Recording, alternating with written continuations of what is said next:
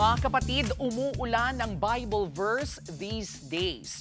Ikaw, ano ang paboritong verse mo?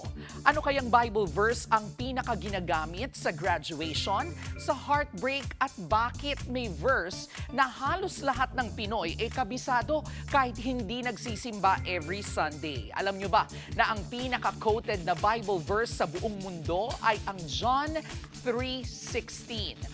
For God so loved the world that He gave His only begotten Son, that whoever believeth in Him should not perish but have everlasting life.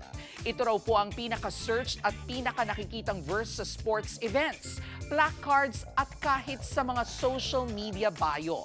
Ito naman, ang shortest verse sa Bible, Jesus wept. Dalawang salita lang po yan na matatagpuan sa John 11:35. At eto pa, akala po ng marami ang money is the root of all evil ay eksaktong Bible quote. Pero mali.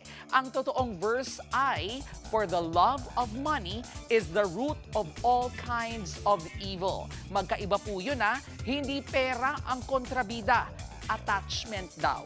Mga kapatid, punta naman tayo sa longest Bible verse. Ito po ay matatagpuan sa Esther 8:9.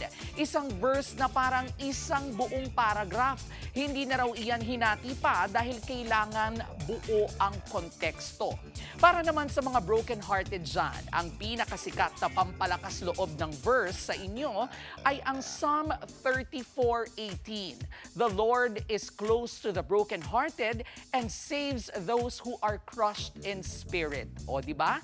Pero tandaan mga kapatid, ang Biblia po ay salita ng Diyos. Huwag po natin basta-basta gamitin ang mga Bible verse kung hindi natin ito lubusang naiintindihan. Hindi lang yan panghugot o pang-caption sa Facebook. Dapat mula yan sa puso. Dapat tagos sa puso. Dahil gaya po ng K. Alaman, ito ay K. Yamanan. K. Okay. Mga kapatid, Jervy Wrightson po. Eto na nga. Para sa latest showbiz news at iba pang K-Alaman, mag-follow at mag-subscribe na sa social media pages ng News 5.